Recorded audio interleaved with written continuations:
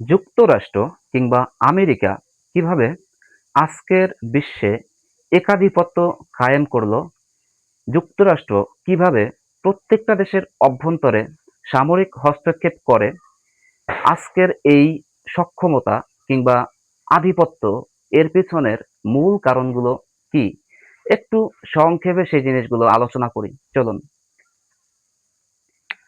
আমরা যুক্তরাষ্ট্রের আজকের আধিপত্যবাদ বোঝার জন্য এই কয়েকটি পয়েন্ট আলোচনা করব: Bretton Wood, Marshall plan, NATO, Soviet Union, petrodollar এবং ফল অফ সোভিয়েত ইউনিয়ন বা সোভিয়েত ইউনিয়নের পতন। চলুন আমরা প্রথমে মার্শাল প্ল্যানটা দেখব, পরে ব্রেটন উড কনফারেন্স কিংবা আইএমএফ এবং ওয়ার্ল্ড ব্যাংক সম্পর্কে বোঝার চেষ্টা করব।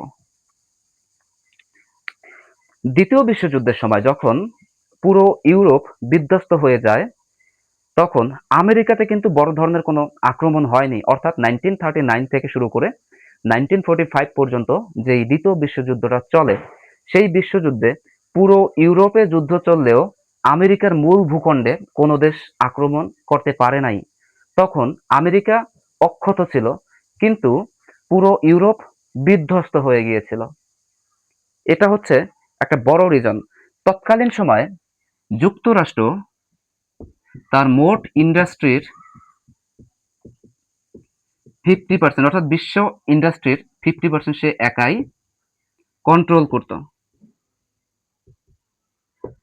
দ্বিতীয় বিষয়টা হচ্ছে, দ্বিতীয় বিশ্বযুদ্ধ চলাকালীন ইউরোপকে বিভিন্নভাবে অস্ত্র, খাদ্য ইত্যাদি সরঞ্জামাদি বিভিন্ন ধরনের সহায়তা এই যুক্তরাষ্ট্র দিয়েছিল, এবং বিনিময়ে তারা এই ইউরোপিয়ান দেশগুলো থেকে স্বর্ণ মুদ্রা নিত। অর্থাৎ যুক্তরাজ্য এবং অন্যান্য যে ইউরোপিয়ান দেশগুলো আছে, তারা যখন যুদ্ধকালীন সময়ে বিভিন্ন ধরনের সমস্যায় পড়তো, যেমন অস্ত্র কিংবা অর্থনৈতিক, সেইগুলো কিন্তু দিয়ে সহায়তা করত আমেরিকা। বিনিময়ে আমেরিকা কি নিত? বিনিময়ে আমেরিকা ওই সমস্ত ইউরোপিয়ান কান্ট্রিগুলো থেকে স্বর্ণ মুদ্রা নিত। অনেকের মতে তৎকালীন সময়ে, অর্থাৎ দ্বিতীয় বিশ্বযুদ্ধের সময়, আমেরিকা বিশ্বের মোট স্বর্ণের 70% কন্ট্রোল করত, বা তার দেশে 70% স্বর্ণের মজুদ ছিল। সুতরাং বোঝাই যায় যে দ্বিতীয় বিশ্বযুদ্ধে পুরো বিশ্ব ব্যবস্থা ভেঙে পড়লেও যুক্তরাষ্ট্র তখনও খুবই শক্তিশালী জায়গায় ছিল। এখন আসুন তাহলে মার্শাল প্ল্যান কি? মার্শাল প্ল্যান হচ্ছে যুক্তরাষ্ট্রের পররাষ্ট্র সচিব জর্জ সি কেনানের একটি পলিসি, যেই পলিসি দ্বারা ইউরোপকে, অর্থাৎ যুদ্ধ বিধ্বস্ত ইউরোপকে পুনর্গঠন করার জন্য $13 বিলিয়ন আর্থিক সহায়তা দেয়া। অর্থাৎ যখন ইউরোপে যুদ্ধ শেষ হলো এবং ইউরোপ ভেঙে চুরে বিধ্বস্ত হয়ে গিয়েছিল, তখন যুক্তরাষ্ট্র বলল যে আমরা তোমাদেরকে অর্থ দিয়ে সহায়তা করব, এবং ইউরোপ কোনো অনন্যোপায় হয়ে, কোনো উপায় না দেখে বলল ঠিক আছে, তোমরা আমাদেরকে সহায়তা করো। কিন্তু এর শর্ত কি? এর শর্ত হচ্ছে ইউরোপ পুনর্গঠন করার জন্য যাবতীয় যত ধরনের আহ, সহায়তা, সেটা হোক ইনফ্রাস্ট্রাকচারাল ডেভেলপমেন্ট কিংবা সেটা হোক মিলিটারি অ্যাসিস্ট্যান্স, সবকিছুই ইউএস এর কাছ থেকে নিতে হবে। এবং এইটা তখন ইউরোপিয়ান কান্ট্রিগুলো মেনে নেয়। এর দ্বারাই পুরো ইউরোপ ডলারের ফাঁদে পড়ে। অর্থাৎ ইউরোপ দেখলো যে যদি আমার দেশে ডলার থাকে, তবে আমি সেই ডলার দিয়ে আমেরিকান সহায়তাগুলো নিতে পারবো। এখন আসুন তাহলে ব্রেটন উড কনফারেন্স কি? ব্রেটন উড কনফারেন্স হচ্ছে 1944 সালে 44টি দেশের একটি সম্মেলন, যে সম্মেলনের মাধ্যমে নির্ধারণ করা হয় ইউরোপকে সহায়তা করার জন্য ডলার দেওয়া হবে। অর্থাৎ ডলারকে একটি অঘোষিত সেন্ট্রাল কারেন্সি হিসেবে ঘোষণা করা হয়। এখন বলতে পারেন যে তাহলে 44টি দেশ কেন মেনে নিল যে আমরা ডলার দ্বারাই আমার দেশকে পুনর্গঠন করব, বা কেন তারা ডলারের সুপ্রিমেসি মেনে নিল? এর কারণ হচ্ছে সোভিয়েত ইউনিয়ন। Soviet union. এখন আসুন যে সোভিয়েত ইউনিয়ন এর পিছনে কেন কারণ। প্রথমত কারণ হচ্ছে অন্য কোনো দেশের কাছে তৎকালীন সময়ে এই ধরনের কারেন্সি বা এই ধরনের সাহায্য করার মতো ক্যাপাবিলিটিস ছিল না। দ্বিতীয়ত হচ্ছে সোভিয়েত ইউনিয়ন দ্বিতীয় বিশ্বযুদ্ধের পরে বেশ আগ্রাসী মনোভাব ফুটিয়ে তুলেছিল। তারা ইউরোপের বিভিন্ন দেশে আগ্রাসন চালিয়েছিল। এই জন্য তারা চিন্তা করলো, অর্থাৎ ইউরোপিয়ান অন্যান্য কান্ট্রিগুলো চিন্তা করলো যে আমরা তাহলে আমেরিকার সাথেই সম্পর্ক মেনটেন করি।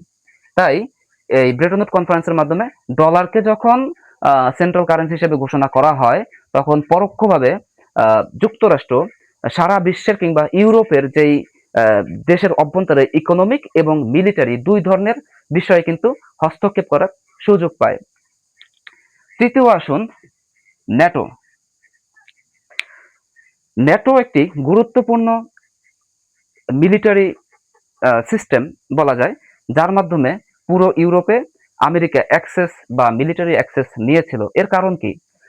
দ্বিতীয় বিশ্বযুদ্ধের পরে কিছু পূর্ব ইউরোপিয়ান কিছু কান্ট্রি, যেমন পোল্যান্ড, হাঙ্গেরি এবং চেকোস্লোভাকিয়া, এই তিনটি দেশে সমাজতন্ত্র কায়েম করার জন্য সোভিয়েত ইউনিয়ন এক ধরনের আগ্রাসী মনোভাব দেখাইছে। প্লাস ওই দেশের দেখা গেল যে কিছু কিছু ইলেকশনে কারচুপি করা হয়েছে। কারচুপি করার মাধ্যমে বিরোধী দলীয় যেই নেতা যারা আছে তাদেরকে অনেক সময় জেল হাজত খাটানো হয়েছে, এবং এই নির্বাচনে কারচুপি করার মাধ্যমে সেখানে কমিউনিস্ট শাসক বসানো হয়েছে। এইটা দেখার পরে এই যে ব্রিটেন কিংবা ফ্রান্স, এই দেশগুলো ভয় পেয়ে গিয়েছিল যে হয়তো আমাদের দেশেও সোভিয়েত ইউনিয়ন আগ্রাসন চালাবে। এই জন্য তাদের একটি কালেকটিভ সিকিউরিটির প্রয়োজন ছিল, এবং ওই সময়ে এই কালেকটিভ সিকিউরিটি বা সম্মিলিত নিরাপত্তা দেওয়ার মতো সক্ষমতা একমাত্র যুক্তরাষ্ট্রের ছিল। তখন তারা যুক্তরাষ্ট্রের কাছে গেল যে আমাদেরকে আপনারা সোভিয়েত থেকে রক্ষা করুন, আমাদেরকে আপনারা সামরিক সহায়তা দিন, এবং এর মাধ্যমেই যুক্তরাষ্ট্র ন্যাটো প্রতিষ্ঠা করে।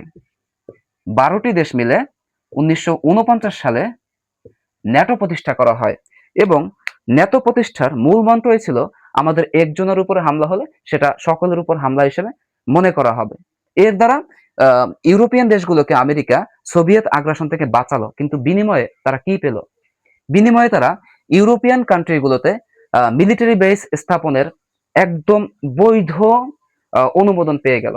তারা ইউরোপিয়ান কান্ট্রিগুলোতে তখন প্রথমত ডলার দিয়ে সুপ্রিমেসি করলো, দ্বিতীয়ত তারা মিলিটারি বেস স্থাপনের মাধ্যমে তারা পার্মানেন্ট ঘাঁটি গেড়ে বসলো এখানে। এবং ইউরোপ মনে করলো যে আমার যেহেতু আমার একদম ঘরের সামনে বা আমাকে যেহেতু আমেরিকা পাহারা দিচ্ছে, তাই আমার আর অন্য কোনো সামরিক শক্তি বৃদ্ধি করার প্রয়োজন নাই।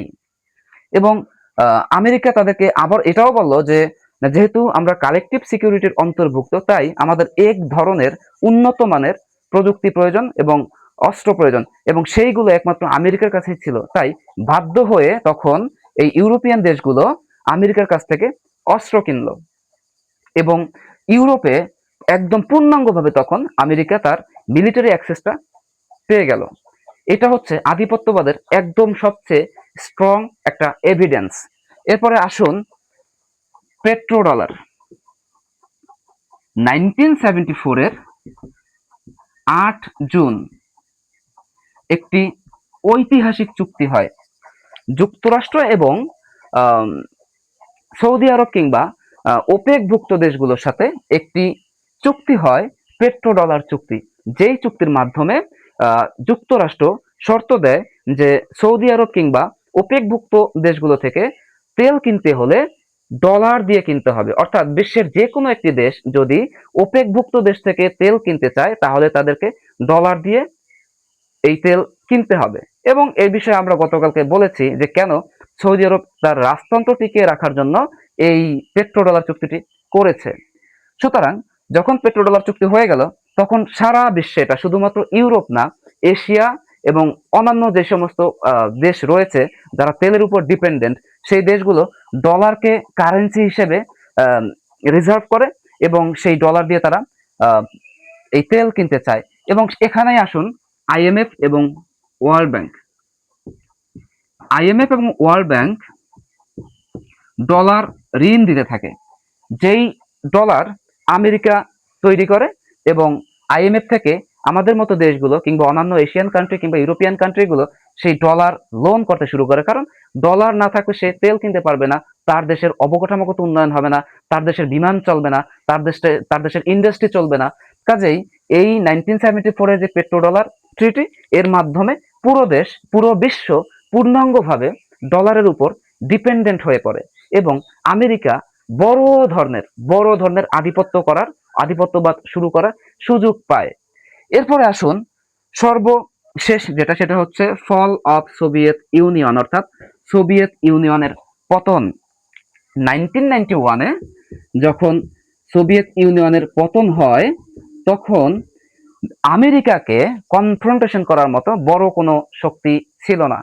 কারণ সোভিয়েত ইউনিয়ন এর আগে প্রত্যেকটা কাজে আমেরিকাকে বাধা দিতে পারতো, কিন্তু 1991-এ যখন সোভিয়েত ইউনিয়ন ভেঙে যায়, এরপরে আর আমেরিকাকে থামানোর মতো কোনো শক্তি ছিল না। এবং এভাবেই আমেরিকা পুরো বিশ্বটাকে সে রুল করার শক্তি পায়। আশা করি আপনি এর বাইরে অনেক কিছু বলা যায়, কিন্তু সেক্ষেত্রে আমাদের অনেক সময় লেগে যাবে, আমরা সবাই বিরক্ত হব। কাজেই এই বিষয়গুলো বুঝতে পারলে, এই কয়েকটা বিষয় বুঝতে পারলে আমরা বুঝতে পারবো যে আমেরিকার আজকের এই আধিপত্যবাদের কারণটা কি, এর পিছনের মূল সূত্রটা কি। আশা করি আপনারা বুঝতে পেরেছেন। Thank you so much.